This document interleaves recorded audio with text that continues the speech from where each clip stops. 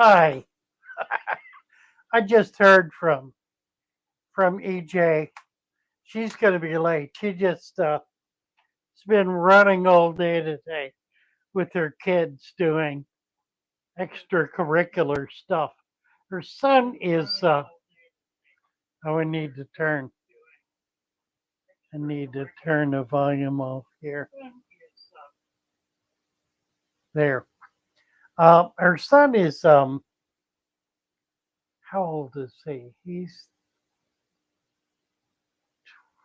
13, 13, I think, 12, 13.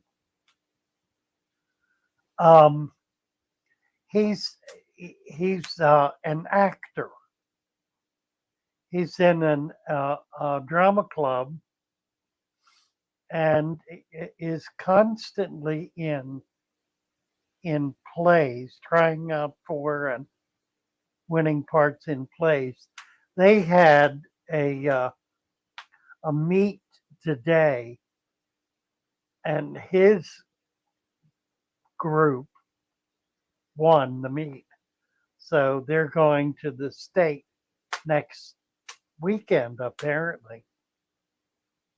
So she's been taking she's now taking everybody home, and she will be along. I figured, what the heck, I may as well come up and just chat for a while.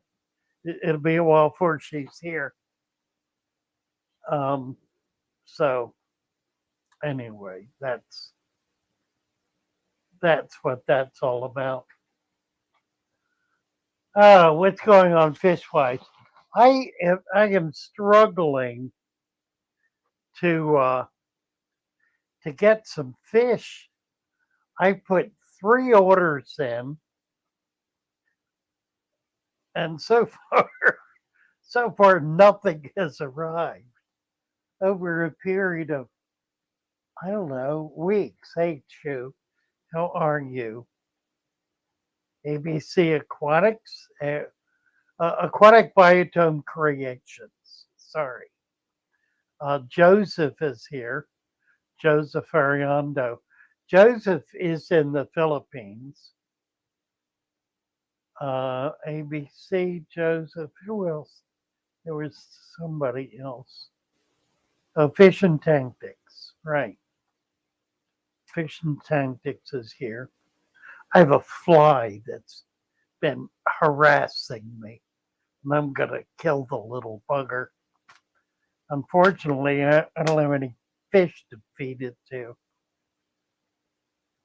Um, anyway, so that's kind of where I'm at. I finally was talking on Discord today and yesterday about some fish that I have not had in years. And it reminded me of an old friend who lives in Texas, don't know what city. Um, I think he's in Houston, but I'm not sure. Anyway, he is from the Ivory Coast, which is West Africa, and has High Grandwood. He has old friends there. He's a man in his 40s, I guess. Has friends there who collect for him. So I met him when he was in Mississippi. He has a website called Rehoboth, I think. Let me check and see if I haven't looked on his website in years. Rehoboth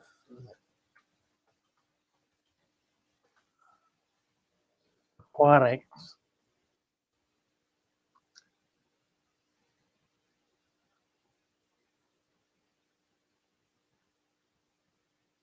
Oh, looks like maybe not.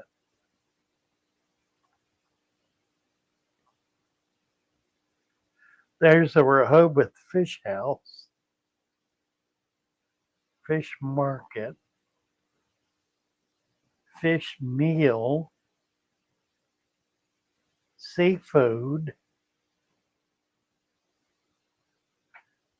Rehoboth Aquatics. Here it is. He's in Humble, Texas. You're checking his website. Let's see if I can get this. Get this up. His name is Toyin. Toyin.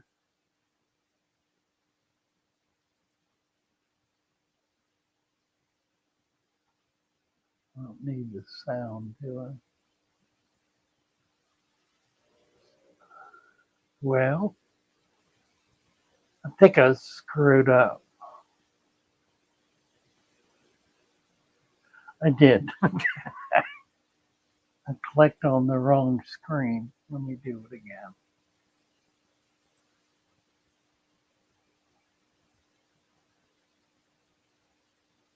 Okay, let's try this one more time. This will be worth the effort. Share screen. Which one? What is it?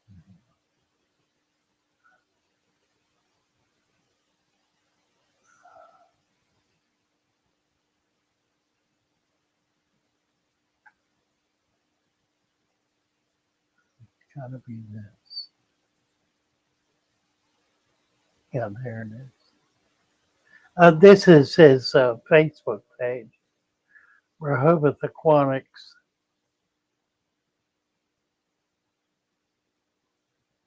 Let's see what he's got here. Oh my.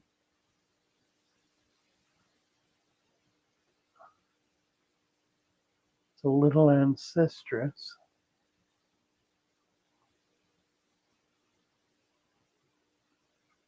Burchardi. This is Alesta Petersius. It's fish that are not normally seen.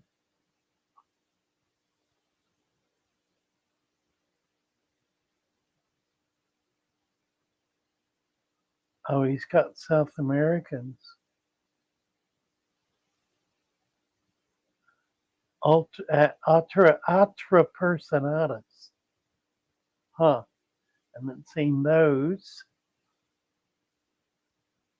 Bunch of bunch of South American stuff. Some ancestress. What I'm looking for in the world of these. Oh, vampire shrimp.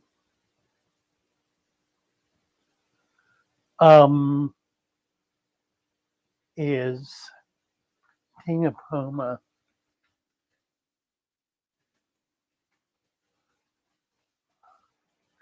I'm having a lot of trouble typing.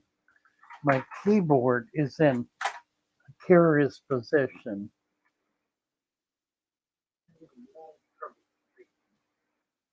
Keyboard is in, and I've managed. What have I done now?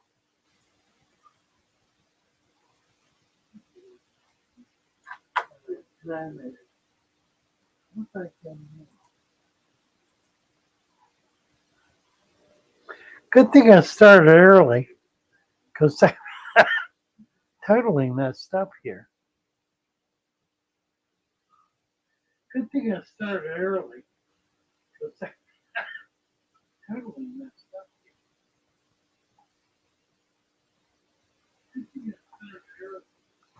Yeah, I'm echoing myself. Gee, I got. All right, shall we try this one more time? Oh, I know what's happening. I'm going from the wrong screen to the wrong screen. I'm confusing myself. All right, let's see. I need to find it here. It's a Tina Poma and Sistrus.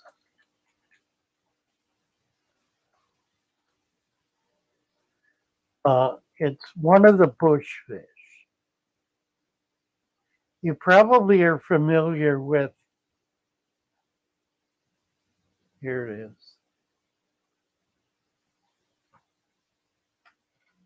Now, I need to find it from here, from this monitor. Share screen. There it is.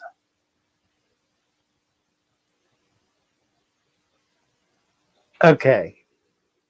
They get about 2 inches, if that, inch and a half, inch and three, maybe just 2 inches. It's a small fish. So it's a micro Tina Poma. Actually, I'm calling it a Tina Poma. It's referred to as a micro Tina Poma or a micro bush fish. Anyway, I'm trying to get some of them. I got some from this guy. Whoa, 25 years ago or longer. Yeah, at least 25 years ago. So he's been doing fish for a long time. And I've not been in touch with him in almost 5 years.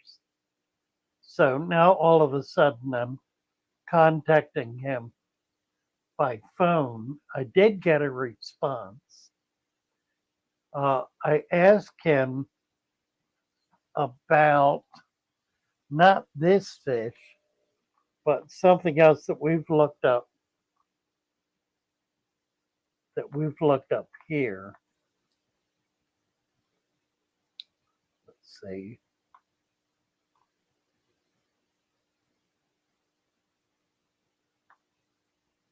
That was the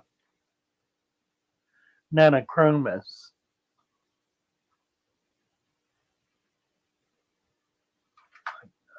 I asked him for the splendens. He asked me which Nanochromis I wanted. I told him any, and I haven't gotten a response back yet. But this is the Nanochromis. See if I can get a decent picture of one.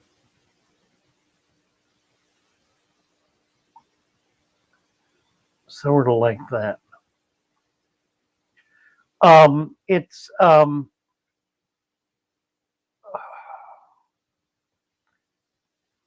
a riverine fish from, what's the river that goes east to west in Africa.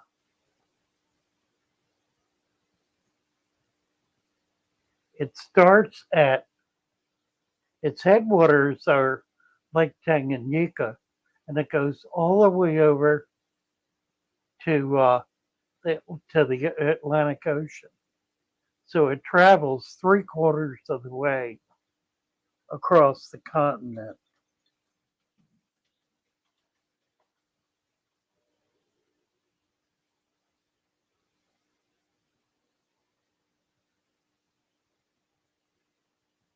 Oh, this is not going to be helpful. Okay.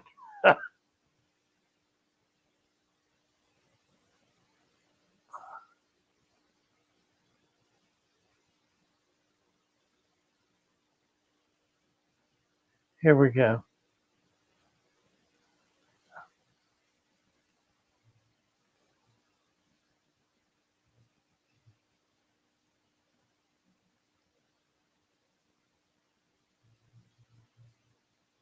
The Congo River. It starts here in the South Atlantic, just below the bulge, and it goes. Here's waters. This map doesn't cover it all. Here are waters from Tanganyika, which is up here. There's Victoria, there's Tanganyika. So it feeds off of that. There's looks like it must be a canal that cuts across. It's also near Malawi. So Victoria, Tanganyika, and Malawi are the rift lakes, kind of in the middle of the continent. And it feeds over, goes down into Zambia, and feeds from Lake Tanganyika anyway. And that's where these fish are from. They're collected in the headwaters of the Congo River. So I've had debates with people about this fish coming out of the Congo, and they do come out of the Congo, but they don't come out of it over here. They come out of it over here. They're a fish that live in very rocky, fast water rocky areas, which is what's here. Let's see, excuse me, now let's see if we can find a picture.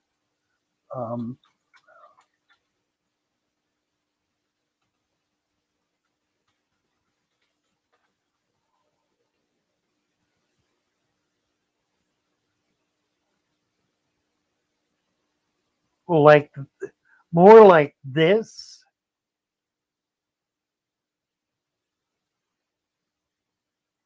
Not like that. More like this. See, you can tell this is fast water running between um, running between mountains.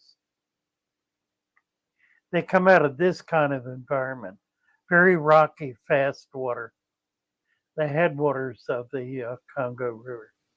Anyway, so that's what that is now. Let's see if I can get back to some semblance of common sense here. Horizon Broadband is here.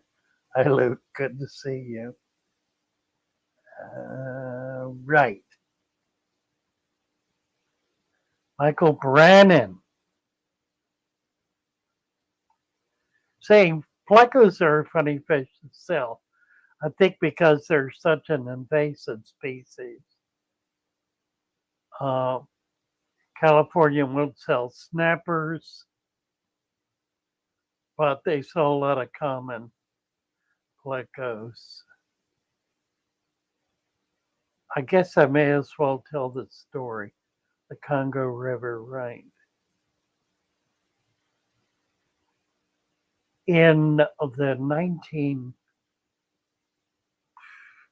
late 50s, early 60s, actually in the 1960s, when the population of marketable fish was still being developed, there was a very common plecostomus that was being brought in from Central America and sold in the industry.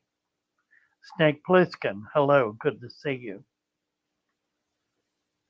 There were a couple of Spanish farmers, fish farmers, in the Ruskin area in Florida at that time, who had family that were collecting in Central America and shipping these fish north. Well, they ship pretty well, but what they realized very quickly is that they could breed them pretty easily in Florida and save the cost of shipping.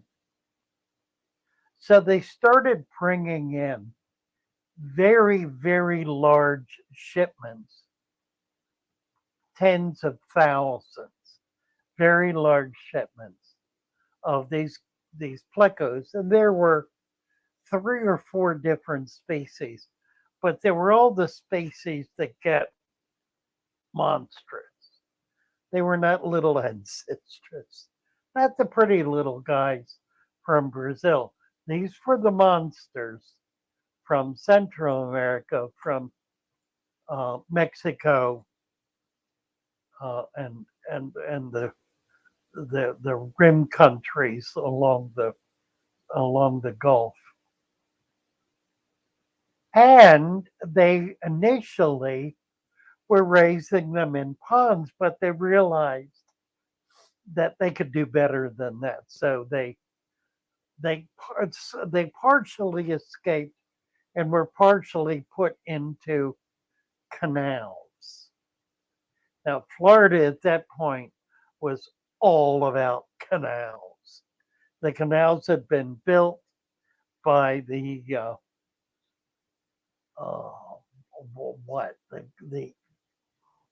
God, my brain's not working real well. The Corps of Engineers, in order to drain land that was swampy as part of the northern extremes of the Everglades.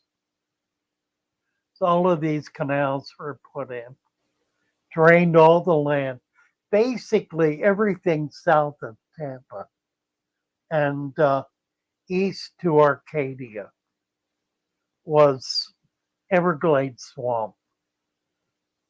So they began draining all of that and building canals to run the water down into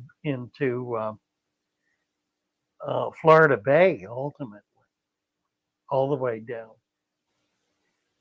leaving all these canals. So these guys were releasing these plecostomus into the canals. Now, this went on for not long, a couple of years.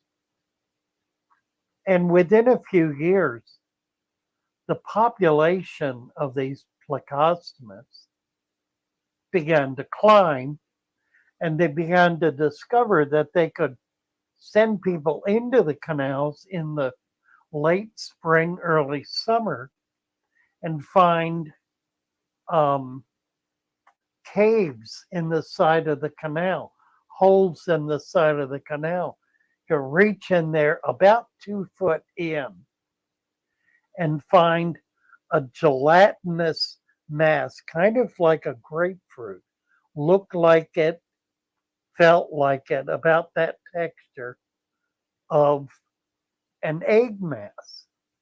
And you knew it was in there because the male pleco was guarding it. So you'd have to pull him out first, and then reach in and grab this gelatinous mass.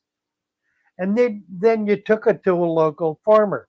There were at that point some 400 farmers in the 60s and 70s, tropical fish farmers in Southwest, primarily Southwest Florida, some in Miami down in the Homestead, but most of them were up in the Ruskin area because there was a strata of clay 14 feet down that you could dig down to and it would create a pond.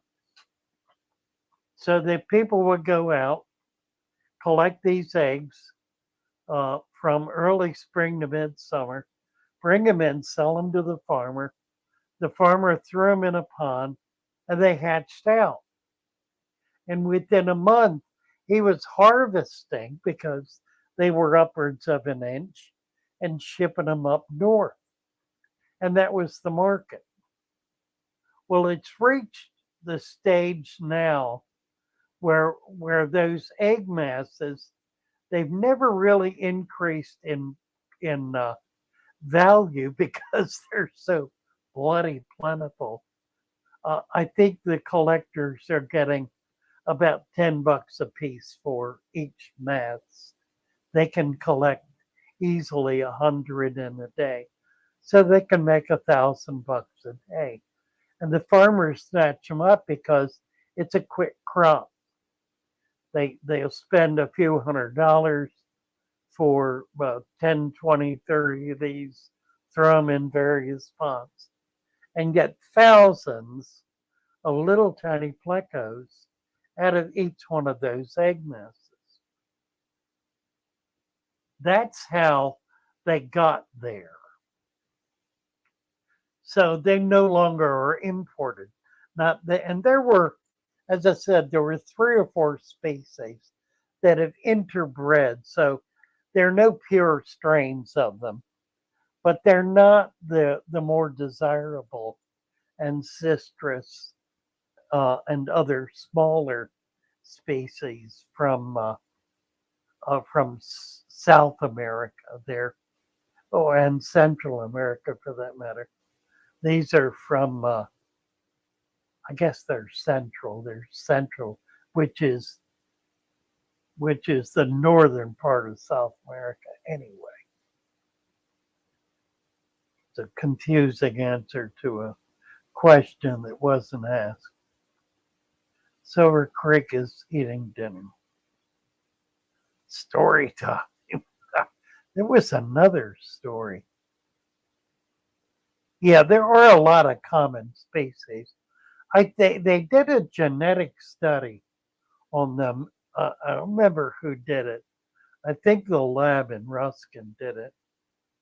And they discovered there were 6 to 8 different species that were all kind of mixed together.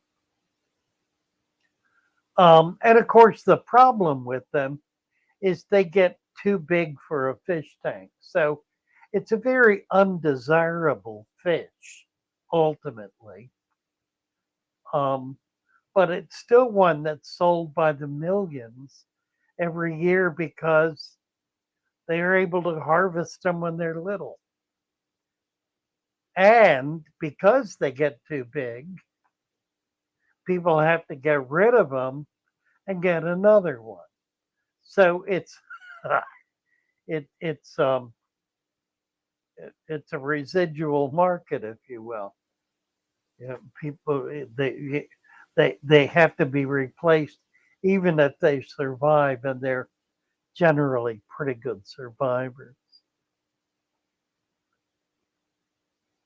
Where's EJ? EJ is taking children home. She will be along. I talked to her about 15, 20 minutes ago. She's on her way. As soon as she can, she'll be jumping in. No, she's driving around. She spent from 5 o'clock this morning uh, being a busy bee, doing school stuff. It's all school related. She's working on the pond at school, and then her son was involved in a drama meet, and that's now ended. So she's taking some of the kids home, and she'll be with us. What time is it? Quarter after. Probably another 10, 15 minutes. She'll be along.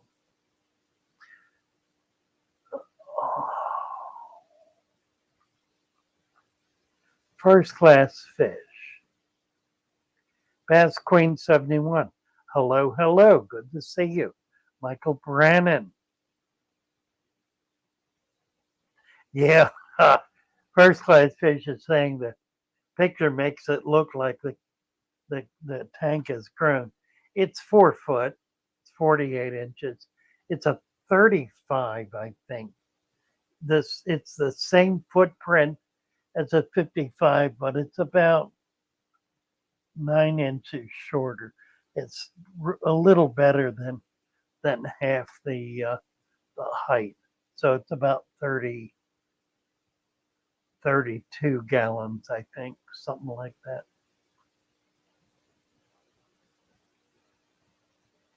Let's see, I'm jumping back. Try not to miss anything. Jeffrey Boster. Hello, Jeffrey.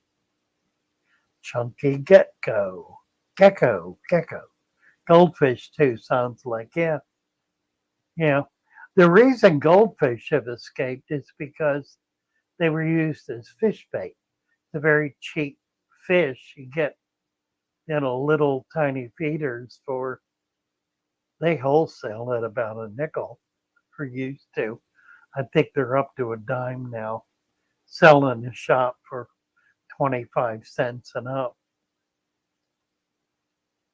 It does look long, does it? Nanoscape 30, 3D or 30. Yeah, it does look long on camera. That's funny, isn't it? I don't know why that is. It's peculiar. That's the end of it. Just that's 2 inches beyond my hand there, where you can see the end on top. Huge goldfish a fisherman caught. Well, it's a carp. Carp can get quite large. Carp can get up to 40 pounds or more. And it's a Chinese native carp that has been hybridized over literally thousands of years. It was hybridized during the Ming Dynasty, 1,500 years ago. Is that right? Barry Klein. Hello, Barry. You don't have a wrench. Gonna have to give Barry a wrench. There you go. Let's see if there's anybody else here. Best Queen. I went to North Dakota for vacation, and in 1 week the Pleco tank is almost solid plants. So she's up to selling some plants. Yeah, it's a perspective disorder. There you go, first class fish. The fish hobby is one of the first hobbies. Yeah, I would say so. The Alex did a interesting piece of research on the elephant nose and discovered the elephant nose was being kept as an ornamental fish in Egypt 3,000 years ago. There were other animals that were kept, and I wouldn't really call it a hobby at that point. It didn't really become a hobby until the 20th century. Prior to that, well, that's not quite true because of the goldfish. What else? Guppies? No, goldfish in the Orient was hybridized, and the koi. The koi is again a hybridized animal. This is AJ. Hi.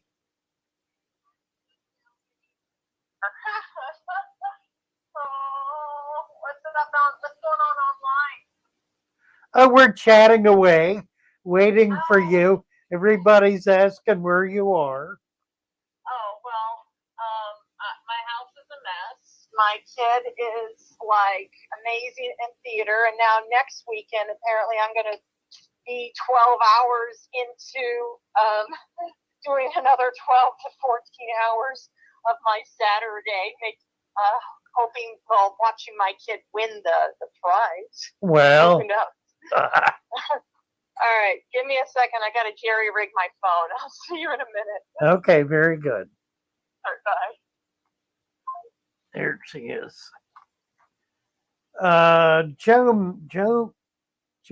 MTL. Have an issue with internal parasites, wasting disease. with a White Cloud Mountain minnow. Belly getting flat, and today it didn't eat. I live in Canada. And Nano's asking if he can get meds in Canada.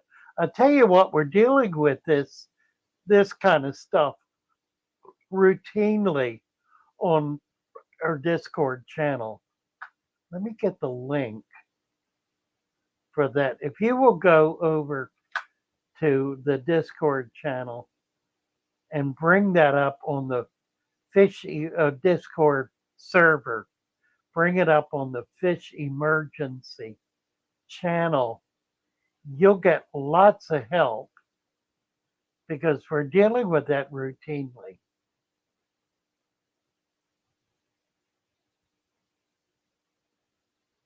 Okay. Here's the link. You shouldn't have any trouble getting over there and just kind of check that out.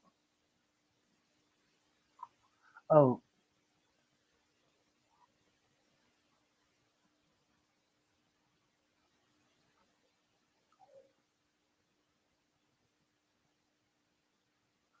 notice its belly was getting flattened today. It didn't eat anything.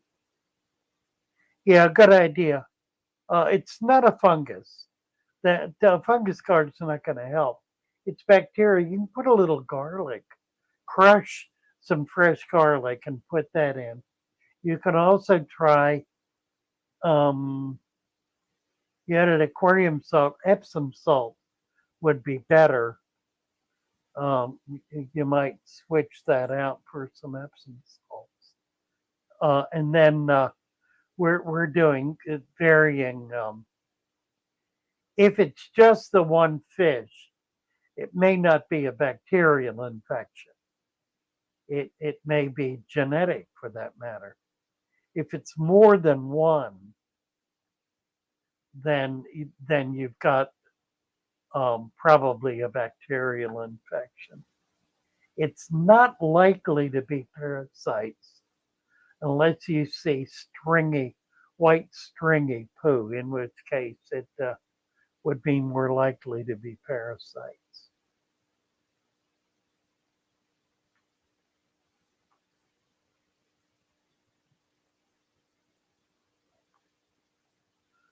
Oh, Nanoscape had a large elephant nose.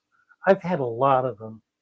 I sold them to a lab at Yale University for about a year. I sold, I don't know, about 20 of them a month for a series of experiments they were doing on lateral line disease in fish. Silver Creek, potato soup, Sopapilia cheesecake, and pumpkin pie. Whoa, whoa. Nanoscape, been looking for a low boy. Saw 60 Aqueon rimless cube. Yeah, I tell you, it's an easy tank to make because it's not a lot of pressure. If you go 12 inches deep front to back, you can go 6 feet long. The expensive part, of course, is the glass. So you want to call a glass company that will sell you glass. You should be able to buy 3/8 inch. Quarter inch will probably work. 3/8 if you can get it at a reasonable price. You shouldn't have to pay more than about $2 a foot, which means for 6, that's 12. Do it 12 inches tall, 12, 24, 36 for about $40. No, is that right?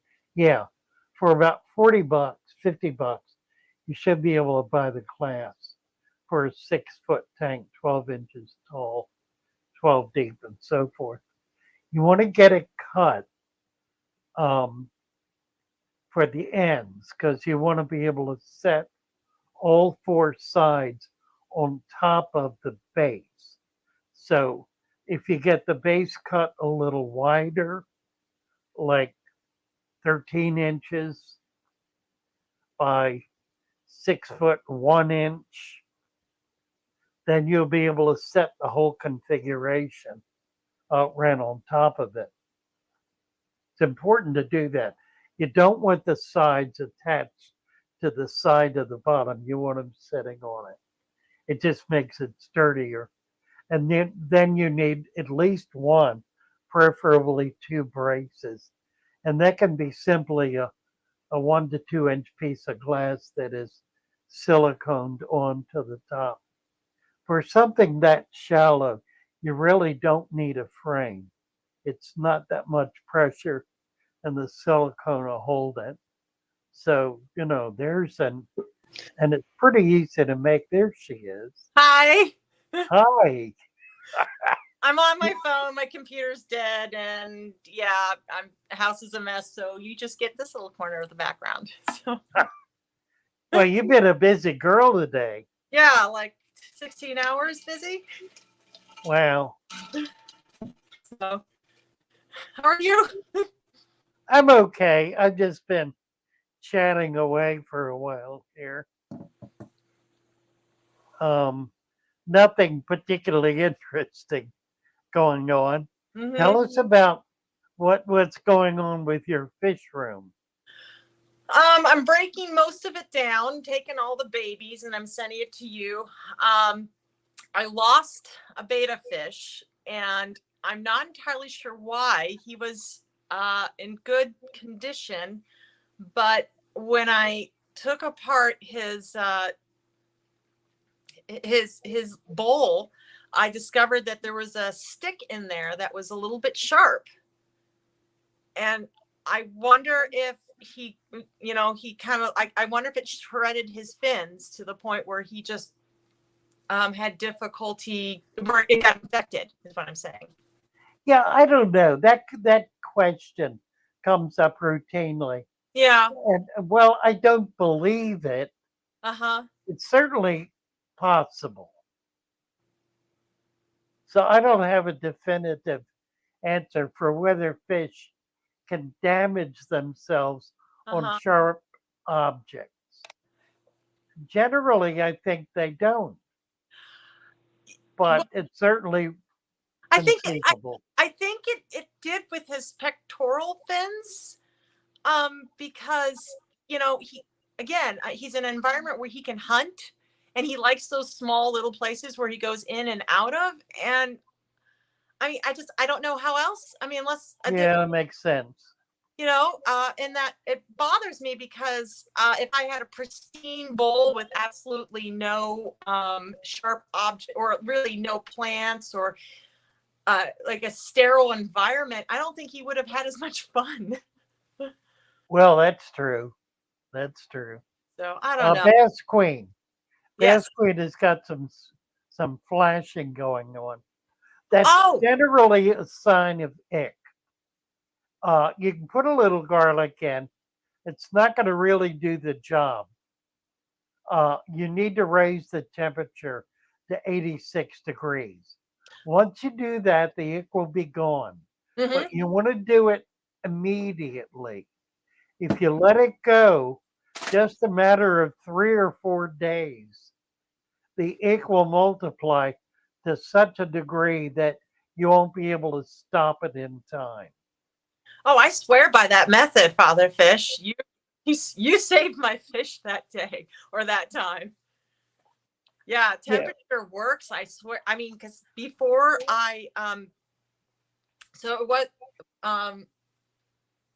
when I called you, it was like several months ago. I saw ick on my tetras, and you said that when it comes to ick, it usually shows up on the tetras first in a community tank, and usually, not always. It wasn't my first round with ick, but this was like before I met you, when it was like first starting, and I got I went to, I don't want to name names, but there was this series of medicines that somebody that starts with an A and ends in an OOP swore by, these three methods, which is like ick, I see.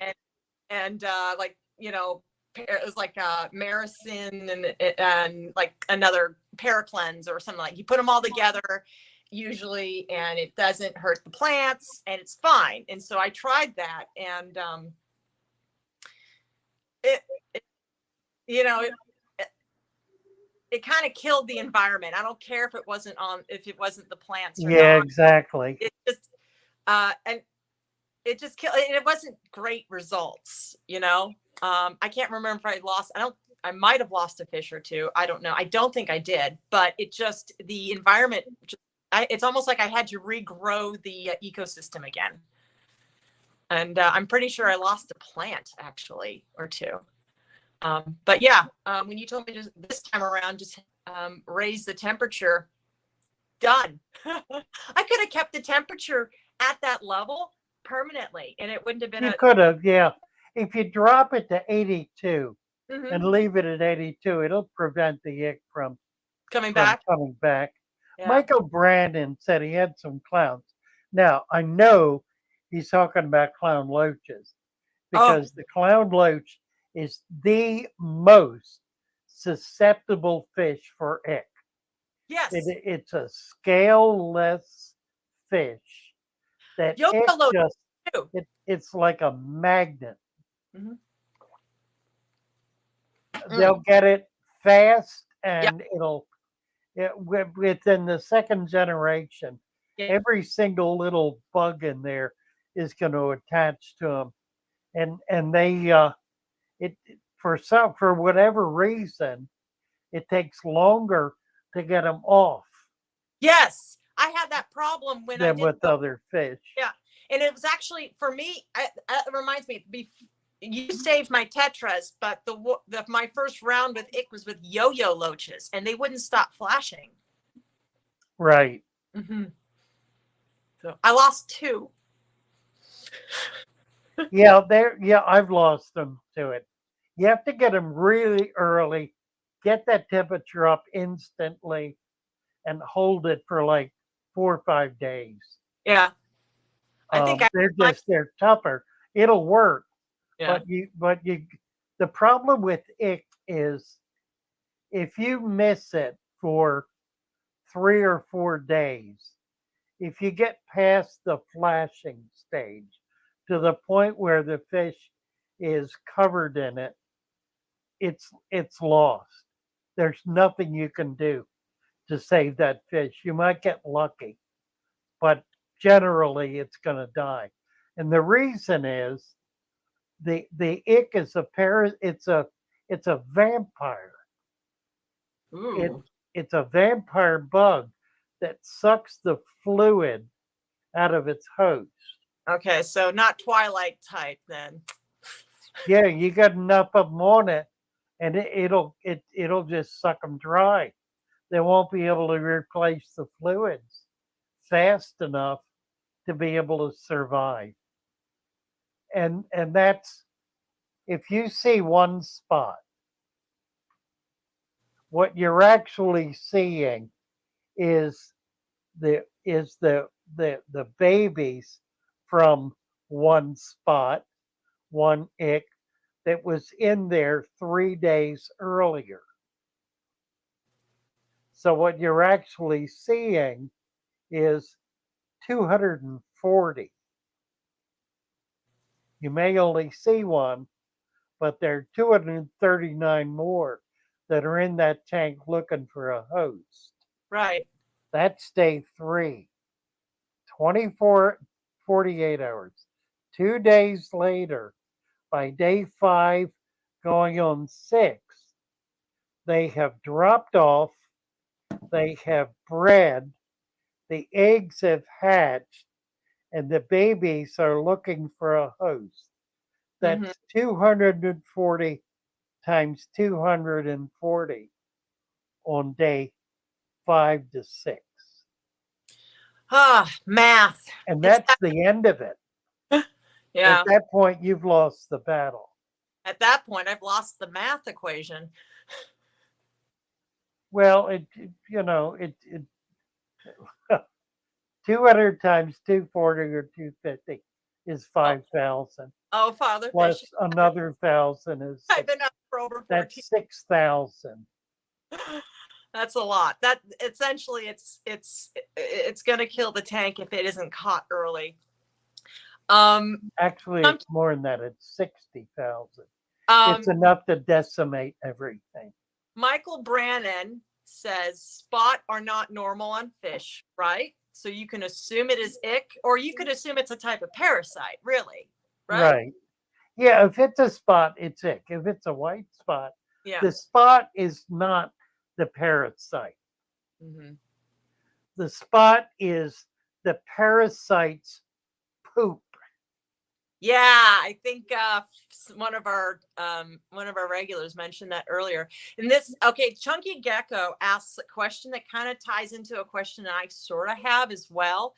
How do you even get ick in the first place? Is my cold, quote, room temperature water tank immune? And so let me kind of add to that.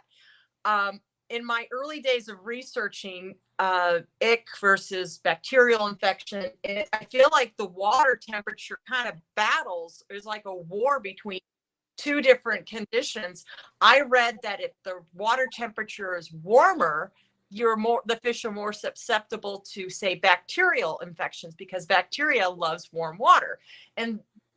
But parasites don't love warm water. They like cooler water. But bacteria isn't a big fan of cooler water temperatures. So how do you balance that?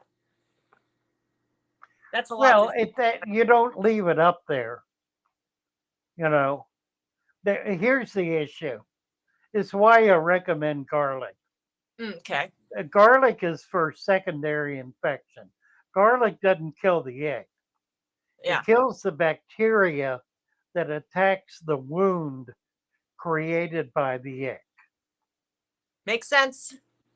Okay, so once the egg is dropped off, you want to bring the temperature back down, but I bring it down typically to about 82. One more thing about egg.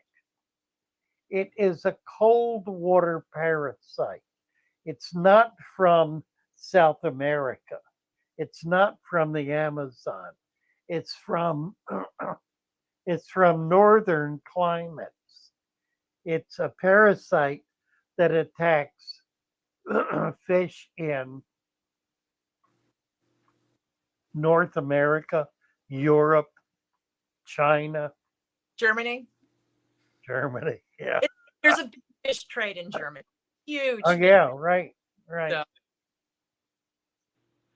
That's why temperature kills it, because it can't tolerate real warm water. It lives in cooler water. First class fish has sort of an opinion.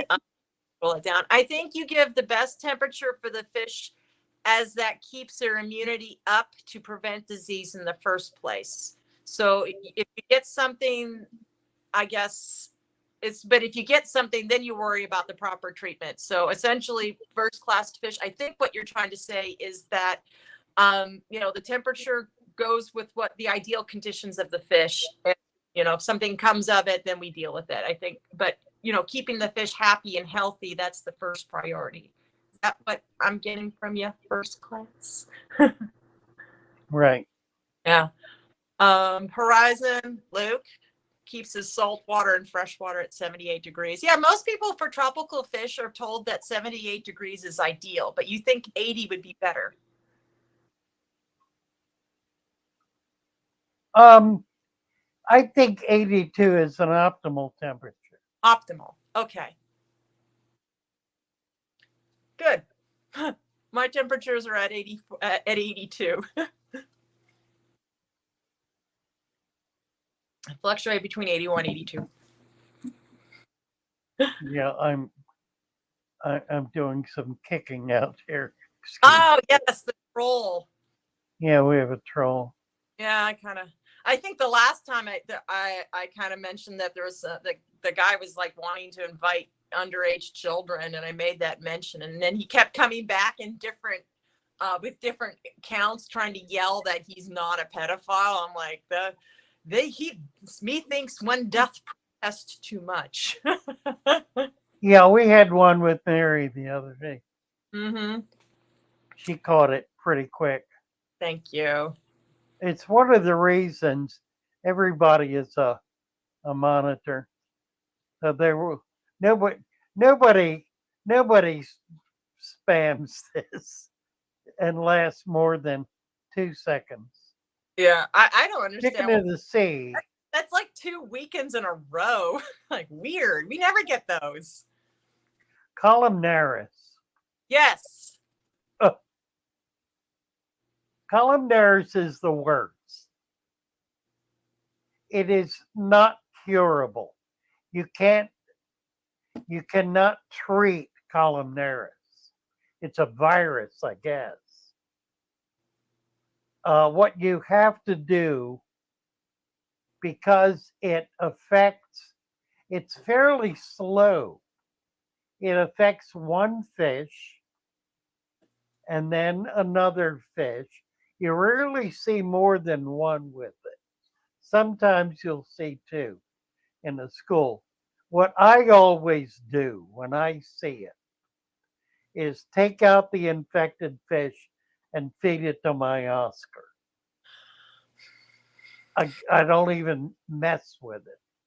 But by doing that, I'm preventing the population from continuing. Yeah. And just to So, be clear, the Oscar is not infected when he eats a fish with columnaris. correct. Yeah. The digestive juices kill the columnaris. Mm. But to stop it, you've got to physically remove it.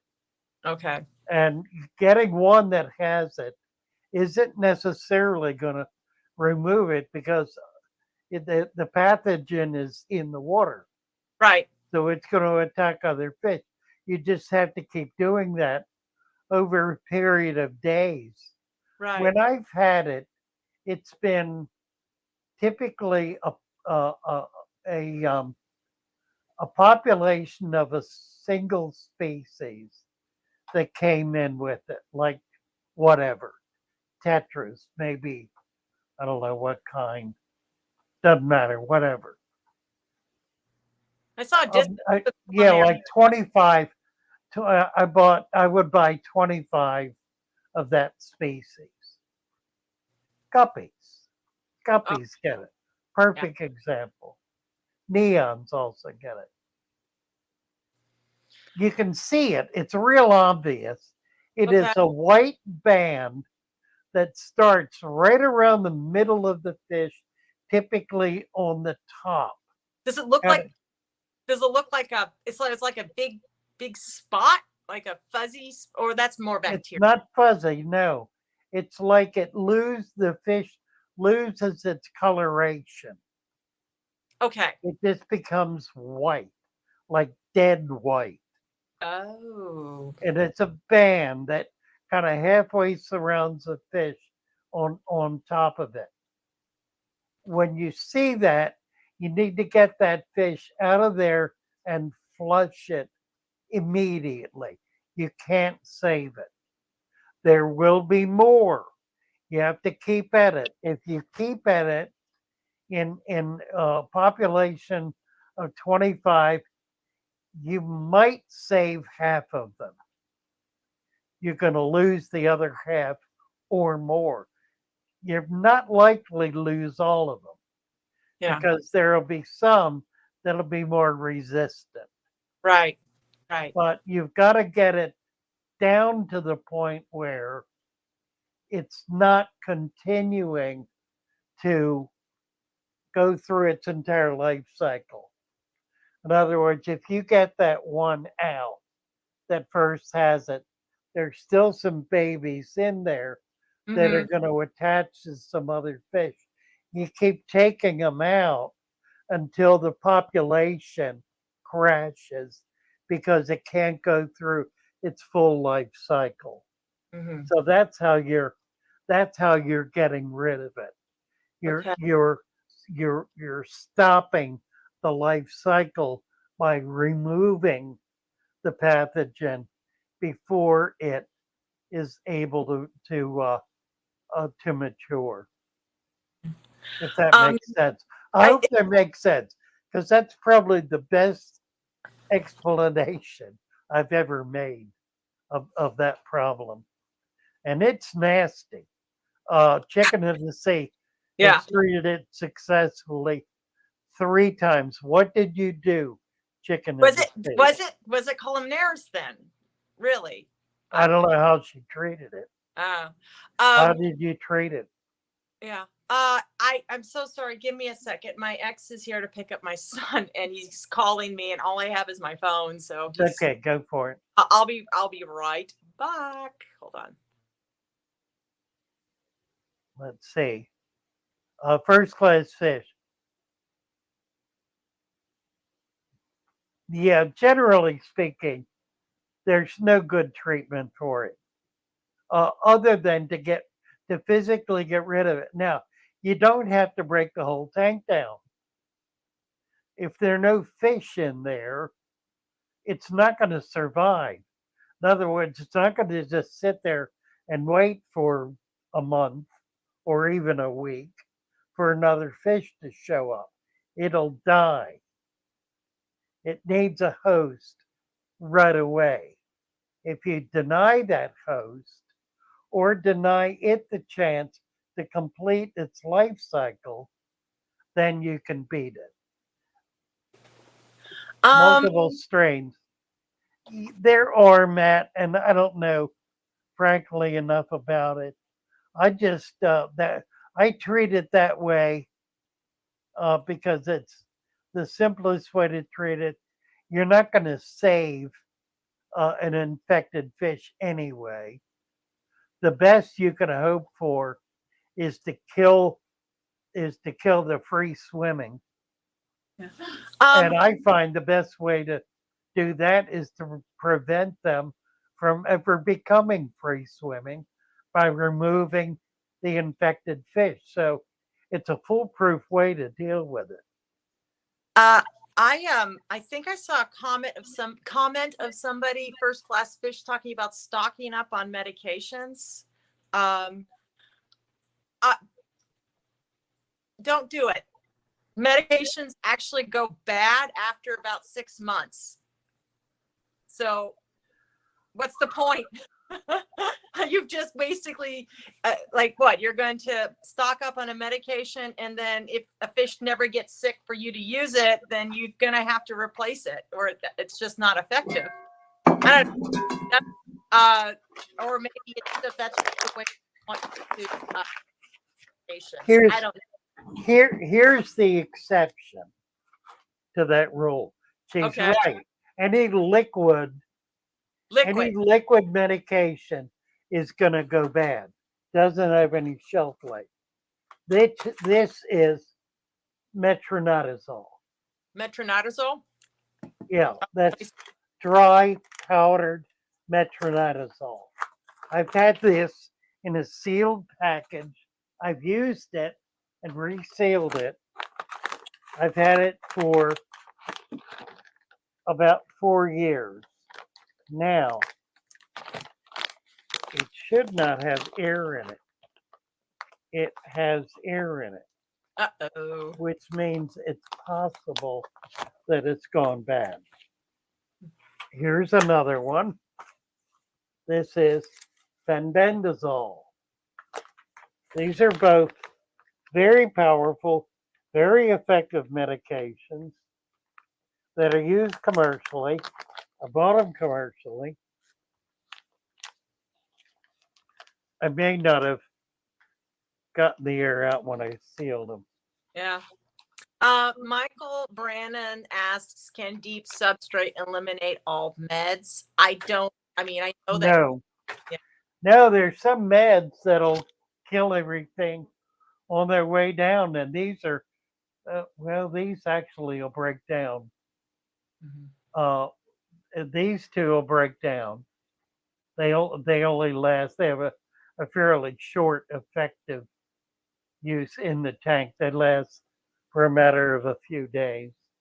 Mhm. Um, No, I think what Michael. well, I'll give you an example of one. Is oh,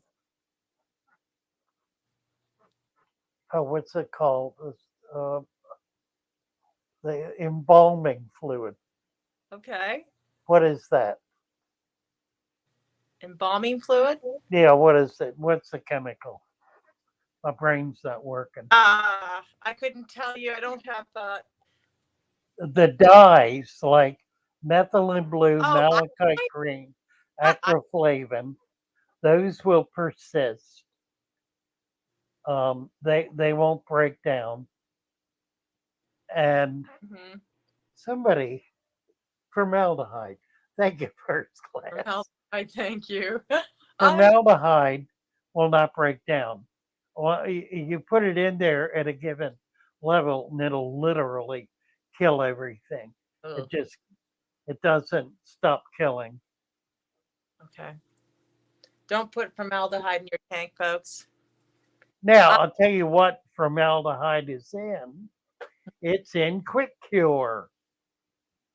oh, no wonder that stuff kills my fish. Quick Cure is I know this because the man who invented Quick Cure was a longtime personal friend. He invented it in the 50s Okay. as a way of killing ick and other parasites in Hmm. salt water and then fresh water. It contains two things.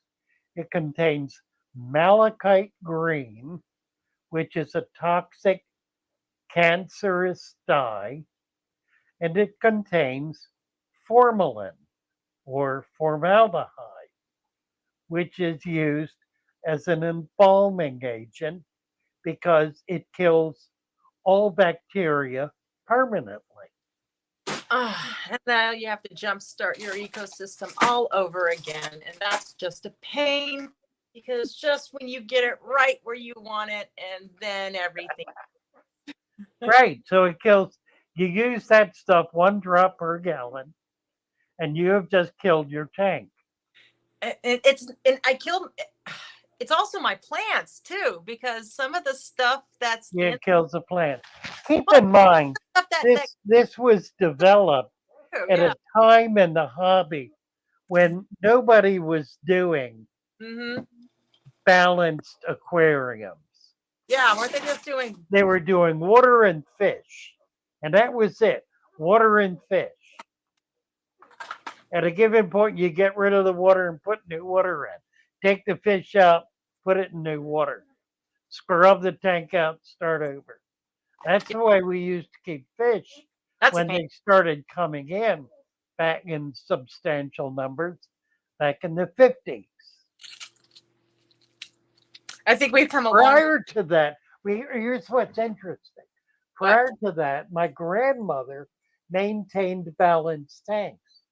She started keeping fish in the 20s and earlier, I guess in the 20s in Germany, Mm. and then in the 30s here in the States. She always had a balanced tank. She always had guppies in the tank.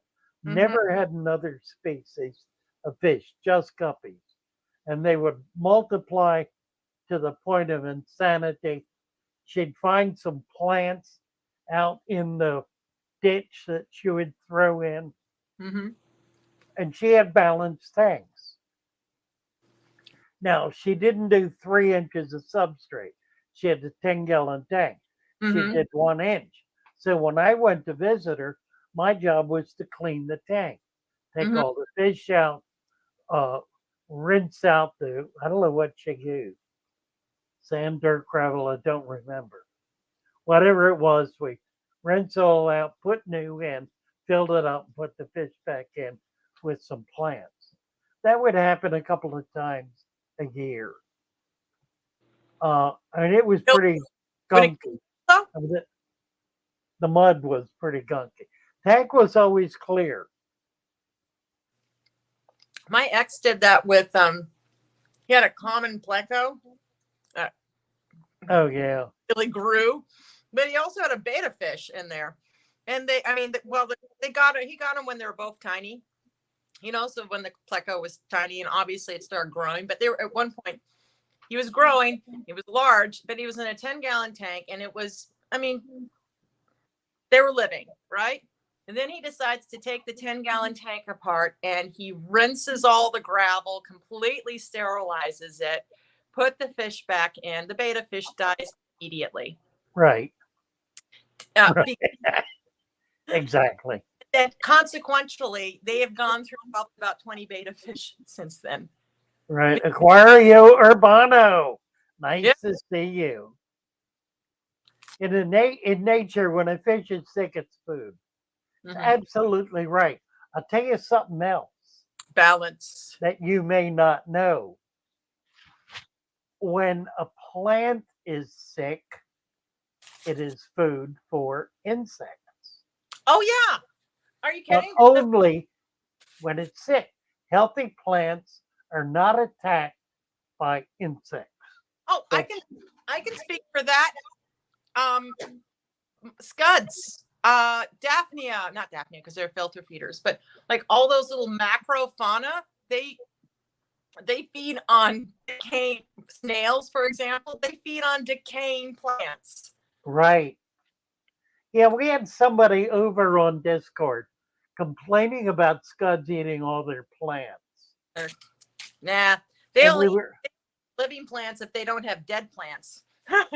right, right.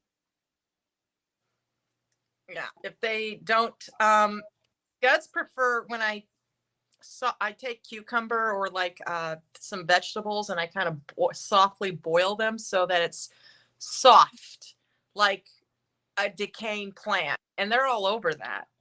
That's what they love. Shrimp love that too. Right.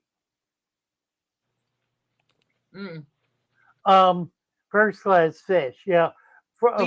Formaldehyde is not pure. Well, pure form. It's 1% solution. Pure formalin will kill you if you inhale the fumes. It is profoundly deadly. I used to have a gallon of it. Why I had it, I have no idea. It was very difficult getting rid of it. And I frankly don't remember how I got rid of it, but I ultimately did. I like keeping things first class fish. He says, I like keeping things natural, but things can never be completely natural. I don't think that should be the goal, as it's still a glass box of water, but I want to balance. And I actually disagree with that comment. I'm trying to figure out how to take it off. Okay, here we go. And I'd love, because I actually do think that even though it's in a glass box, I do believe you can balance it as literally as an ecosystem that can last and sustain for years, years, years. And I'd love to hear you explain more about that. Well, think about it. There are bodies of water that are tiny, not just ponds, but rain pools. Mm-hmm. I'm running into them here in Maryland continuously because water pools in low spots. And it may be a very tiny low spot that holds more than maybe 100 gallons, maybe even less. And it sits there and the rain replenishes it. It'll evaporate down, it'll come back up. Eventually, it'll probably go dry, but it'll refill. And that's a perfectly balanced environment. So there are tiny bodies of water in nature that are perfectly balanced. You can do it. I'm with you, EJ. I think you really can achieve a perfectly balanced aquarium. Here's a perfect example. Well, real quick, I interrupt you for 1 second. I'm so sorry. First class fish says in nature, fish are more open or are in more open areas and not stuck close to mom kicking up or like a Cory digging around it. And that's not true. Corys breed after a rain. You can't even get them to breed in a regular aquarium unless they hear the rain, because they're stuck in a small pool of water and the rain comes. And there's a lot of fish like that. Please continue, Father Fish, please. Well, or a sudden change in temperature Sudden change in can temperature. trigger breeding. Mm-hmm. This tank is 20 years old. Been set up for 20 years. Twice that I'm, 3 times that I'm aware of. Once when I got it, when it was about 5 years old. I've had it about 15 years. I drained it down to within an inch, moved it and refilled it. Once somebody dumped a can of fish food into it and it fouled. I drained it halfway down, refilled it, and then when I brought it here from Florida, I drained it down to an inch. I moved it and refilled it. The substrate has never been disturbed. I have added sand to it. That's why it's like 4 to 5 inches deep. But I've only done that one time. And it looks like it could use a little sand again. I've not had a filter on it in probably, my pump dropped in the water and I didn't replace it. It's been about 4 months, 3 to 4 months with no sponge filter in there. Mm-hmm. I don't have many fish in it. I'm hoping to get some to be able to put it there. One of these days, it'll have fish in it again. One of these days it will have fish. I promise.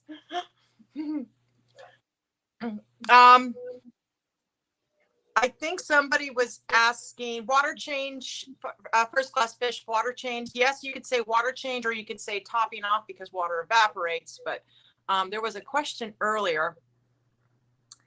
Who said that?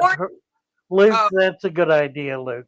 I could sell little packages of this substrate. Oh yeah, you certainly could, and it would be a great jump start. Yeah. They actually sell what they call pond water online. It's essentially the same thing. That's the idea, right? Yeah. Exactly. So Chunky Gecko says, before we get to food, too late. How do we have a quarantine tank without using chemicals? That's a great question. Well, a quarantine tank is not a chemical tank. It's a new water tank.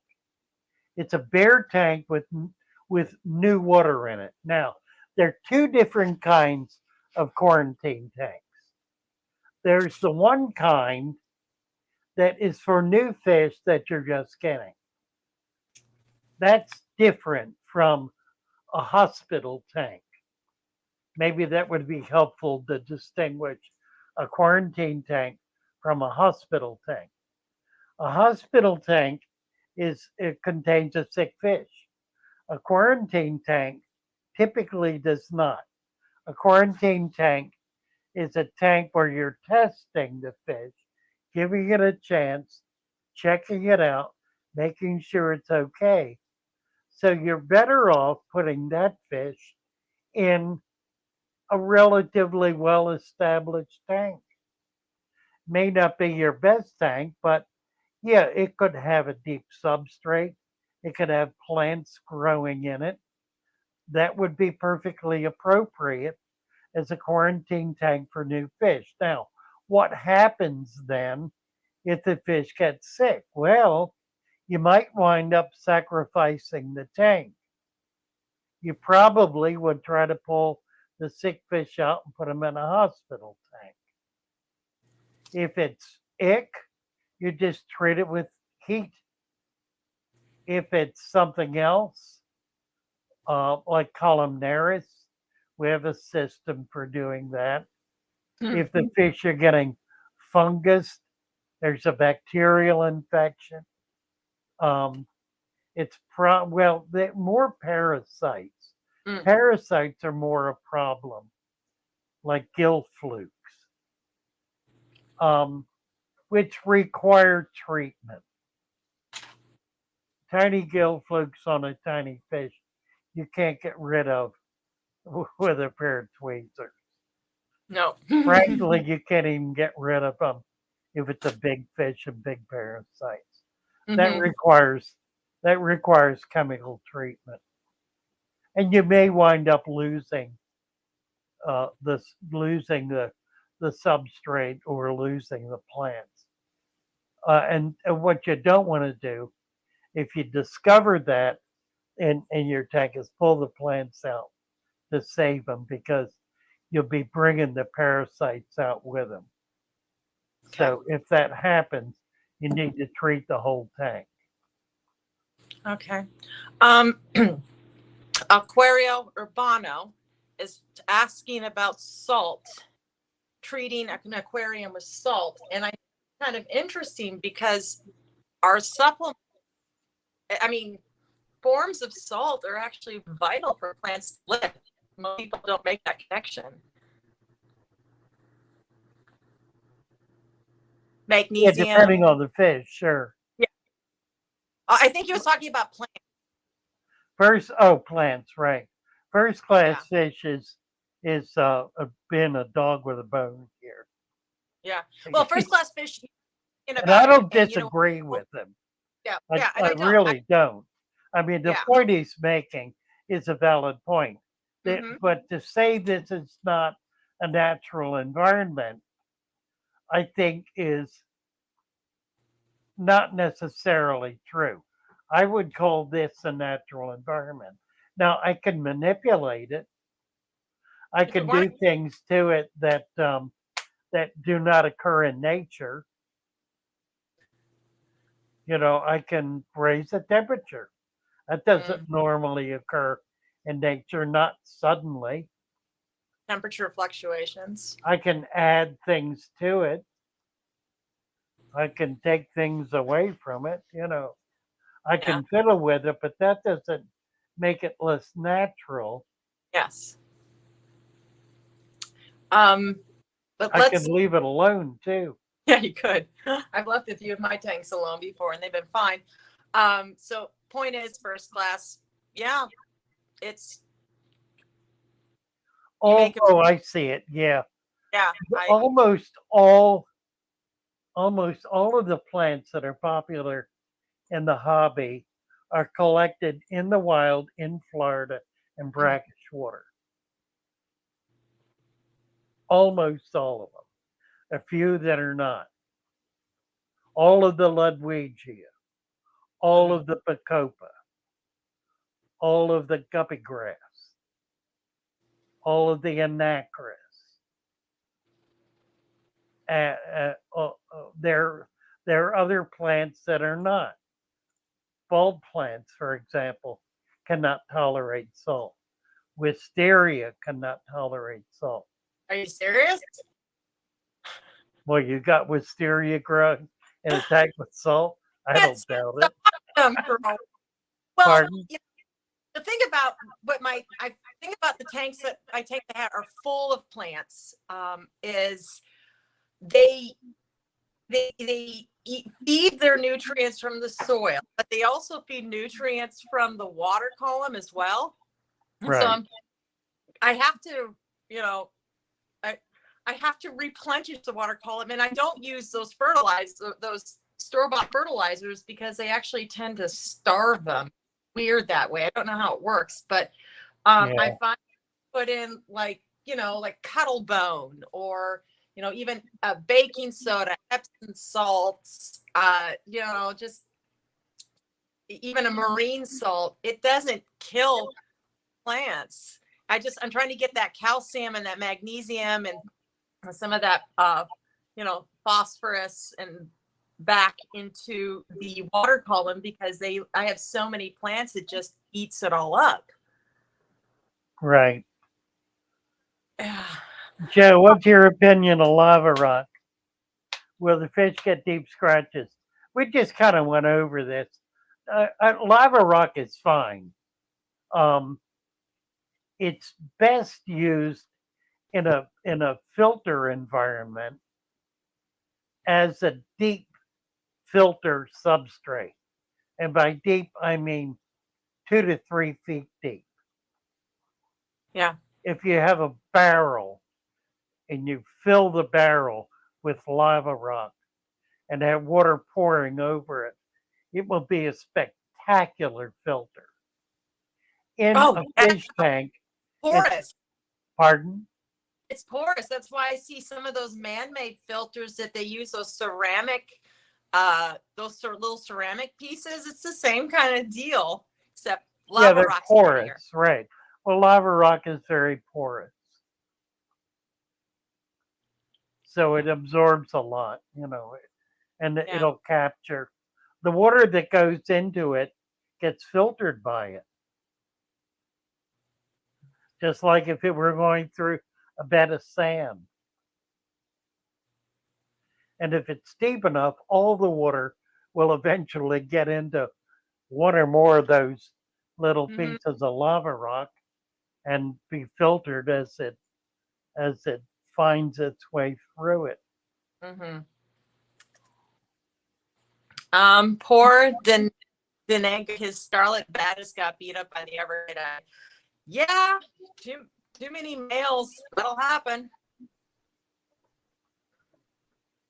By the Everglade, that's interesting. That's interesting. Too many. Well, they like to occupy the same type of territory. Yeah, they're talk about parallel evolution. That's really remarkable. They look the same, they act the same, they eat the same thing, they breathe the same, and they have no relation to each other, whatever. No, but they like the same kind of environment and territory, and they do tend to be relatively territorial based. First class fish, cage drops to 0 on Mm-hmm. my planet setups, and I've got fairly hard water. Yep. I feel you, bro. I buffer. That's a good point. I Mhm. buffer my substrate very heavily. Yeah. I use a number of different things to Like buffer lime. it. Yeah. Yeah, I use lime. I use baking soda. Mm-hmm. Marine salt. Marines. Yeah, I don't use salt. No, it's marine. It was like it's for the calcium. Yeah, but I don't. Well, I use calcium. What's this one in the green? Hold on, I'll be right back. Oops, I don't use fall. bone. I use bone meal. That's what it is. Yeah, bone meal. Yeah, bone meal's a buffer. I've got 4 or 5 of the dozen elements that are in my supplement. At least 4 of them are hard water buffers. Hold on. Let me see what it is. I might have mislabeled it. Yeah. Okay. I was wrong. You were right, as always. About what? Well, no. All I do is blindly follow. Not blindly. Oh, the salt. Yeah. It's marine buffer. Never mind. Right. Yeah, it's calcium. Yeah, it's calcium. It's not the same. Kenneth, hello. Nice to see you. Fletcher Patch. I've been adding humus from local rivers in my tank. There's a Cambrian explosion of life. None of those wigglers will try to escape my tank, right? Well, you never know. It's always possible. But good work, Fletcher. Well done. You are now wrenched. I'm thinking that when I set up this new tank, it's going to be a 10-gallon tank. I'm actually thinking about, because it's small, it's a small 10-gallon tank. That's not how small, it's a 10-gallon tank. Yeah, by the way, while I'm on it, First Class Fish has been bugging me on Discord about letting you know he wants Baddest. My God, I need to.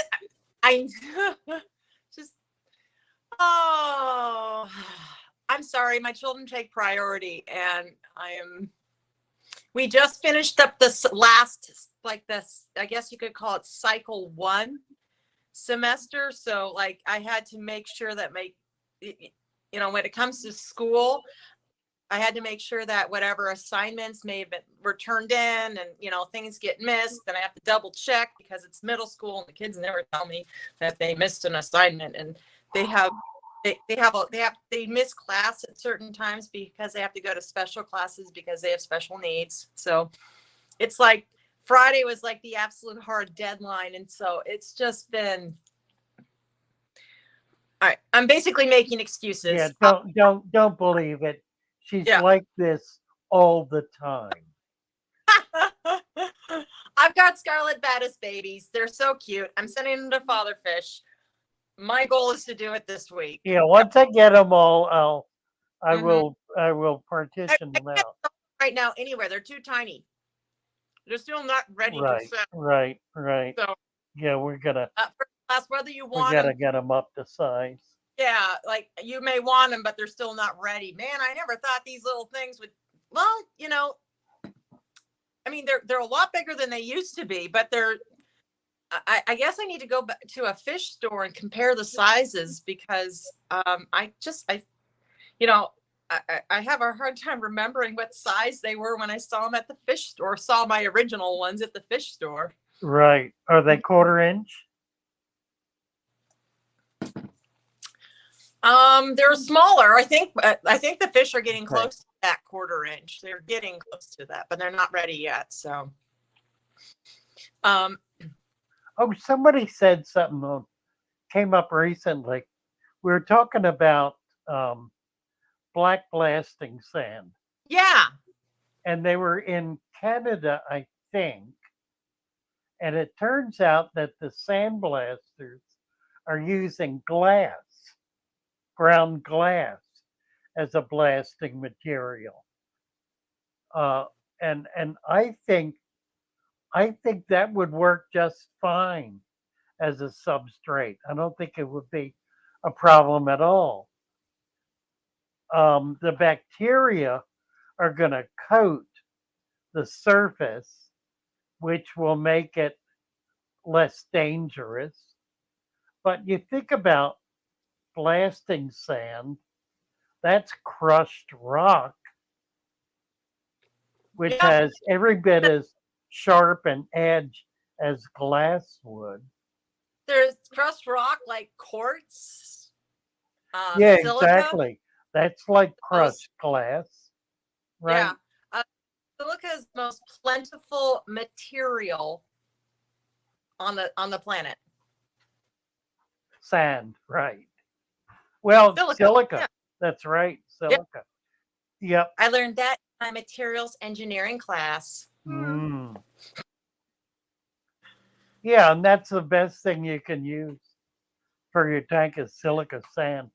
That's what pool Yeah. filter sand is, typically. Well, I mean, sand is at Home Depot. It's silica based sand and dust. Yeah, I don't know how much of that Home Depot stuff is silica. The play sand. The play sand. You think? That's what it Oh, says. does it really? Yeah. Just not washed, I guess. Yeah. Unwashed. It's basically lazy silica sand. Right. Yeah, but no, it's completely silica based. I'm thinking though, with this 10-gallon that I want to put together, I'm actually thinking about getting a bag of crushed coral, the kind that you buy for cichlids. It'll buffer it. Yeah. I'm wondering if What kind of cichlid do you want to put in there? well, I don't necessarily want to put cichlids in it. I just, I want to put a ton of plants in it. Oh, I see. Yeah. I would not use a lot of it. You think I should just mix it? Yeah, exactly. Mix it in as part of the supplement. Okay. In fact, the that buffer you've got Oh yeah. is perfect. That's exactly what that is. Well, that was one of the ingredients in your videos. So, hey, y'all, Father Fish has two videos. One where he lists all the ingredients, and another one where he puts it together. And yes, so you can either do that, or you can just, and then you'll have a large space, or you can just buy some supplements from Father Fish and that'll be easy. Yeah, I'm up to 12 supplements, I think, in the current batch. Uh-huh. Let's see. Denang is saying clay-based substrate will suck it and store your nutrients for the stem plants. I'm not sure that's true. But clay is very nutrient rich. It's mineral rich. It is compressed. Yeah, it's compressed deposits of ancient seabeds. I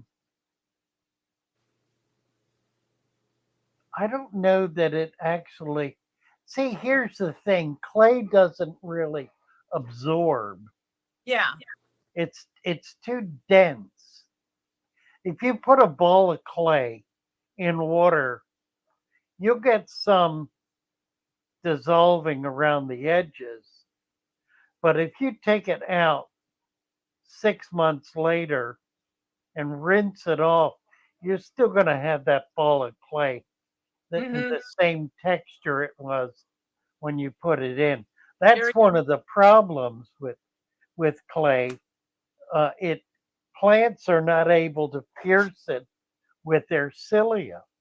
They'll grow around the edges of it or the outside of it, but they can't get down in it. So what I recommend is you liquefy it, dissolve it in water, which is really thinning it, and then mix that slurry.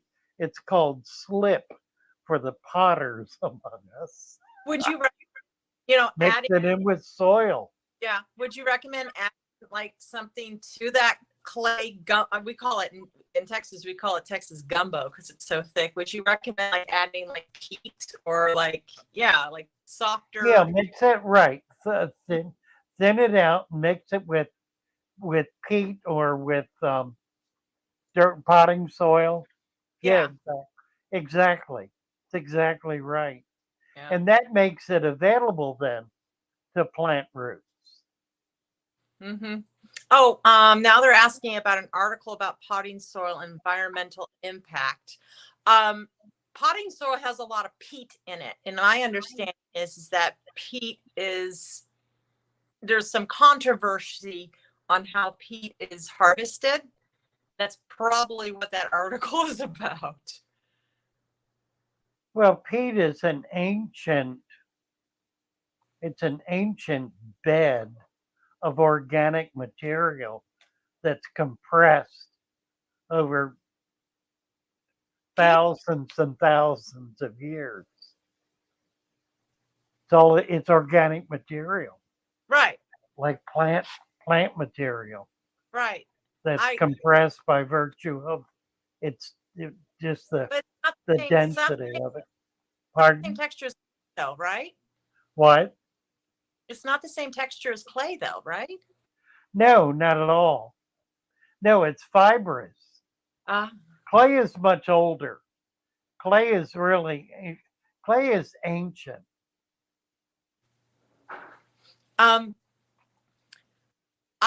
Peat is a bog material. Yeah.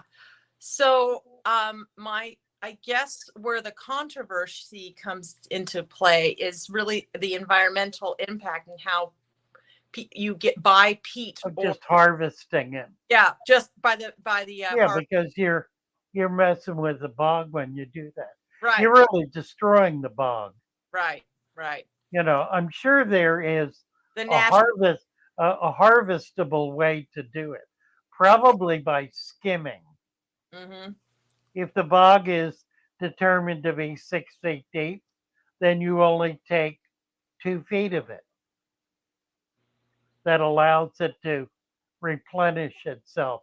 And then you do it in a patch so that you're not repeating that same location more than once every 100 years or so.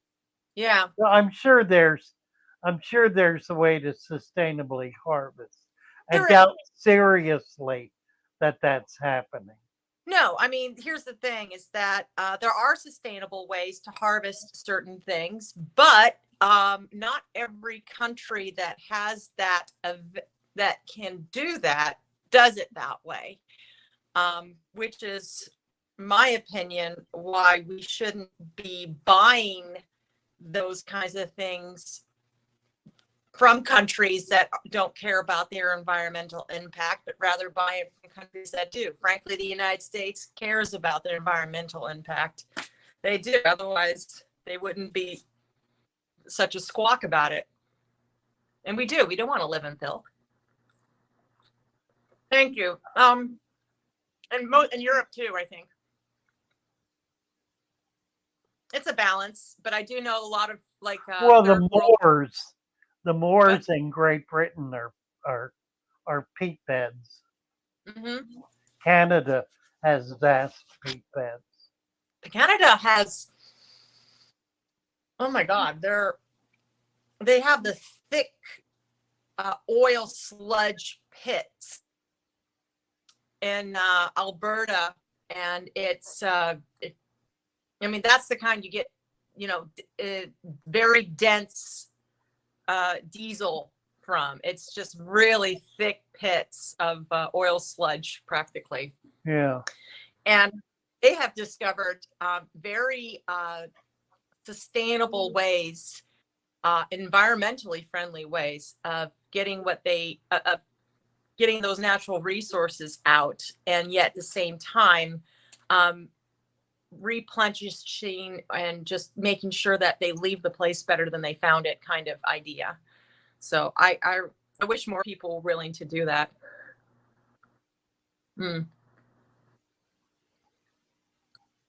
Interesting stuff. Quarry machines don't ruin everything. I promise you. Trust me, as a mom at home, I'm very grateful for my oven, my dishwasher, my laundry machine. What were you saying about machines ruin everything? Let's just go back to the old days where Oh, yeah, the diabetes machinery. that's not the diabetes machinery. Thanks to my refrigerator, I can keep things cold and they can last longer. My fruits and vegetables last longer. My eggs last longer. I'm just saying. Right. I get it. Yeah. All right. I'm not anti-machine. I'm anti unsustainability. That's all.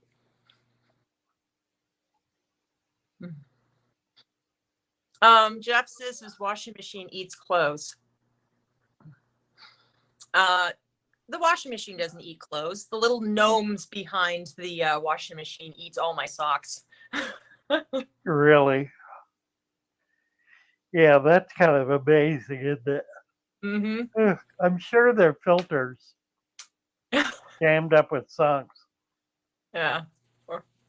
I can't tell you how many clothes I found behind washing machine, the washer and dryer. Behind it. Yeah, really. Mm-hmm. It's like, oh, I've been missing that. I guess I found it. Oh, I already threw out that sock, the match to that sock, because Right. Yeah, I used to keep a drawer of unmatched socks. They rarely, if ever, did one get matched up. Right. And then I went through mine and I realized that all these socks the kids had grown out of. All right, what time is it? 9:30. We've been here a while. Yeah, I've been eating while listening to you. Yes, you have. And I bought some German chocolate cake that I bought a little slice of it. I'm gonna cut it into 4 sections, and I will eat no more than 1 section a day. Proud of you. Proud of you. So I'm gonna control myself. But I've not had German chocolate cake. My word, I can't even guess how long. My 40, grandmother, 50 years. my grandmother used to make the authentic German chocolate cake Oh, how for my nice. every year, every birthday, really, of anybody in the family. She would make the authentic German chocolate cake. With Learn- coconut. Yeah, with the coconut. Yeah, With coconut, right. learned from her mother, and that is why I'm 58% German. Right. Yeah, yeah. Actually, I am too. Both of my grandmothers were German. Oh, Luke wants to know if you're going to share. Absolutely.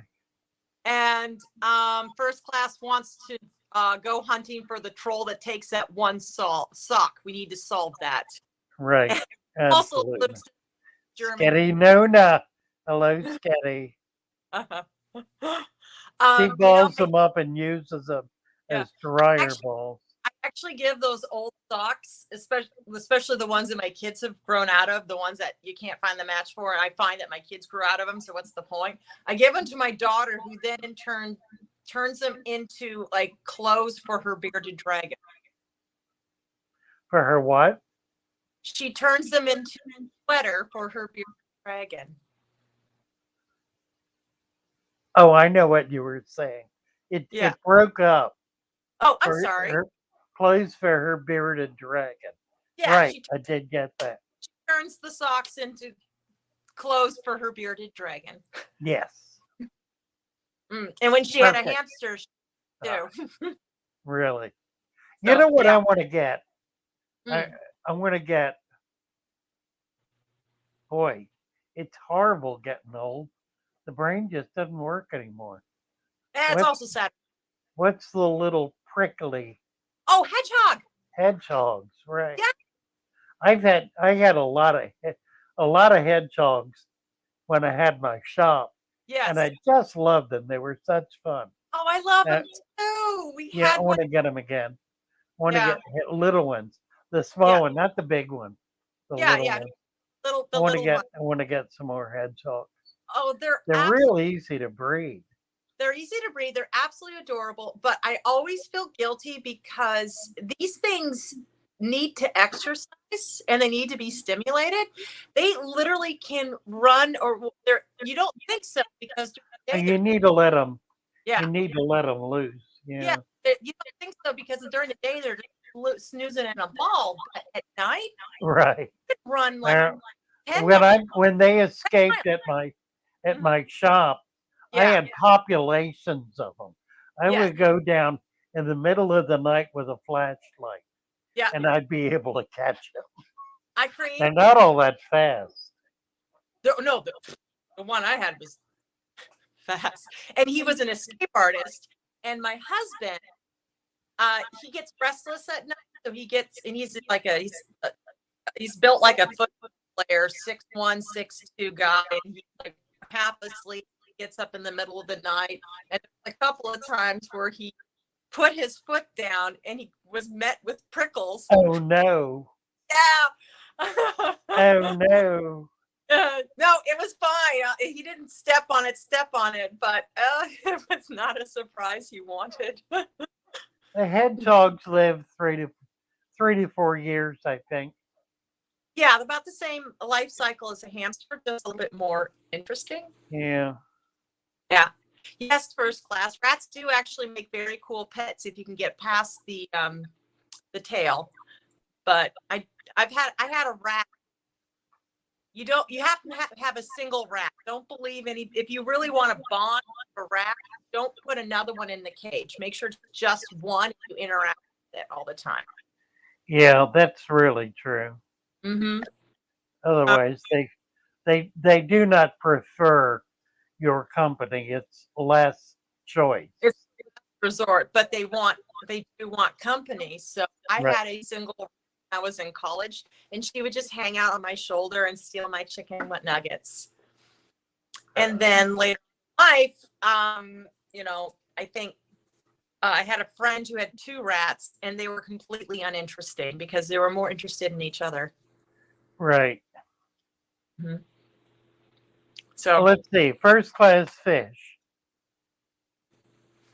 save for another stream. There's a woman working with hermit crab sustainability And she's breeding them with just and very, breeding them.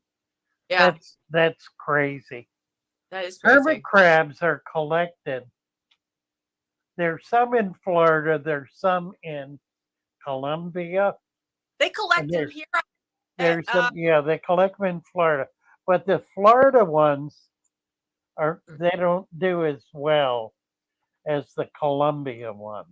They're Interesting. different species of hermit crabs. I know they collect them here, like an hour from here in Texas, Gulf of Mexico. Right.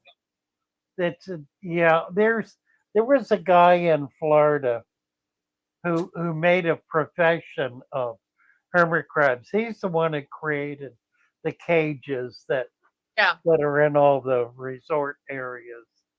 And he found that the hermit crabs from Colombia, Mhm. they lived better and they were more active during the day and were just generally more successful than the Florida ones. I was at a reptile show and they had some hermit crab, and the That'll people be who, neat. Yeah, I'd love yeah, to see the setup because they have to well, breed in water. I mean, they yeah, spawn in water. yeah. And Well, the I mean, babies they are were born in water. They were actually a um, saltwater. They're a saltwater animal. yeah, they were telling me at this hermit crab setup that, you know, the stuff you see at Petco and PetSmart, the setup that they sell, it's inhumane. It I mean, hermit crabs need about as much space as truly a hedgehog as well. Like They need they, space. They also need mhm, saltwater and fresh water. They mhm, need yeah, both. they need both. And I don't know. You're right. It is a conversation for another night. It is. But Uh, that's a whole Agreed. go That's a on. good one. Yeah. That's a great one. Mm. All right. Love you guys. Thank you all so much. Thank you for having. Delighted to be here. Let's see. Today's Saturday. I'll be Mhm. on tomorrow evening with Mary Page. Yes. Oh, big news. Mary Page is taking over the Wednesday morning live stream. Oh, fun. It's her it's her belly whack. Last week I could not make it. I had a doctor's appointment. She did it and it was brilliant. She had all kinds of people up doing a real community chat. It was great fun. So I've been trying to encourage her to do her own stream, and Hmm. I think we got her now. The next trick will get her. Well, let's see. We're streaming right now on 5 channels. Uh-huh. This stream is on 5 channels, and we're at 23. I think we were up over 30. Yeah, but it's a little low tonight, but usually we get a little bit more, but I don't know. It's daylight savings time tomorrow, y'all. Oh, wait. Right. Yeah. I'm looking All for right. extra hour. It goes forward or back? It goes forward. Oh, get an hour. It's the spring where we die, and I mean, lose an hour. Right, What? goes forward. All right. All right, guys. Love you all. Oh yeah. Monday evening at 7 is the old farts, the old fish farts sounding off. Wednesday is Mary. Mm-hmm. Thursday is more fish farts. Saturday we'll be back here. Love Yeah. you all. Love you all. Bye for now.